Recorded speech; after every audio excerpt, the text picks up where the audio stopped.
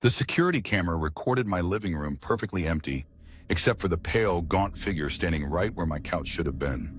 This wasn't some glitch.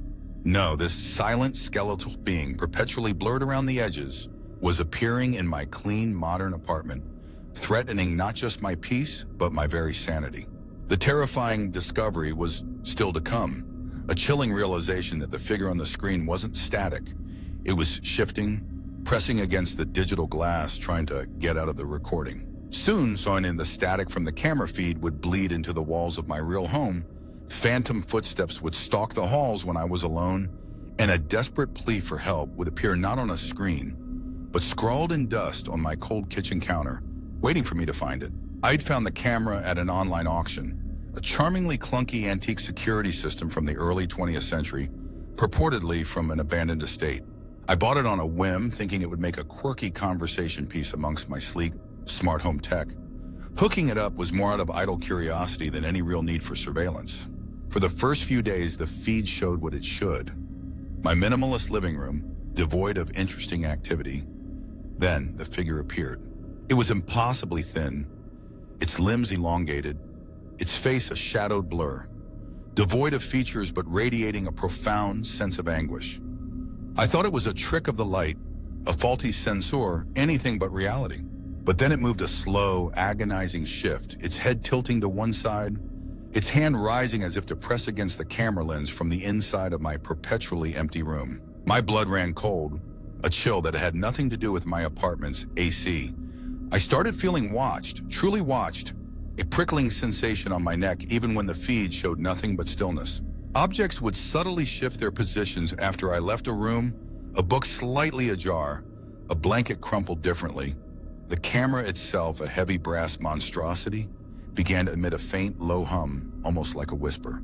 The air around it grew colder, thick with a scent I could only describe as damp, ancient earth. I tried disconnecting it, but nothing worked.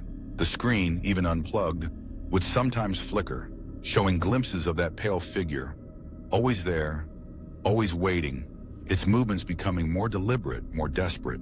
It seemed to be trying to communicate, its limbs flailing as if caught in an invisible current. I researched the estate the camera supposedly came from, finding dark rumors of disappearances, of people simply vanishing within its walls, never to be seen again. They said the house was a hungry place, that it didn't just consume lives, but moments, memories, entire realities. I began to understand. The camera wasn't just recording. It was capturing trapping. And slowly, horrifyingly, I realized it was trying to trap me. The air around the camera shimmered now, like heat distortion rising from asphalt. My reflection, caught in its black lens, seemed warped, elongated, my eyes wide with terror, mirroring the very figure I'd seen. That's when the screen of the old camera began to flicker, not with static, but with a horrifyingly clear image of my hands, pressing my face against the glass from the inside of the very footage I was watching, utterly trapped. My real hands flew to my mouth, my breath catching in my throat. I was staring at myself, a horrific duplicate, caught within the very reality the camera had created.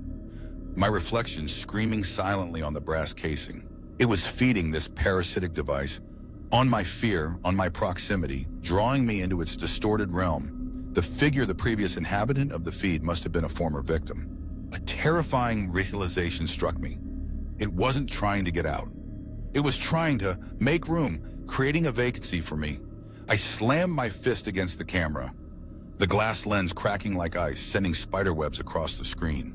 The image of my trapped self flickered, distorted, then was replaced by the gaunt figure, now closer, its shadowy face pressed against the broken glass, its mouth an endless, silent scream. It was reaching, tendrils of static coiling out from the shattered screen, brushing against my skin, cold as death. I snatched the camera, a primal scream ripped from my throat, and hurled it with all my might against the hardest wall I could find. It shattered with a sickening crunch, a final blinding flash of light, and then darkness. The humming stopped, the cold dissipated. All that was left was the lingering smell of damp earth and shattered antique brass. I felt a profound, chilling sense of emptiness. I had destroyed the camera, but sometimes when I walk past a reflective surface, I swear I see a flicker of my own trapped face, screaming, trying to push out from the depths, a silent, terror-filled echo of what I saw that night, forever imprisoned within the very light it reflects.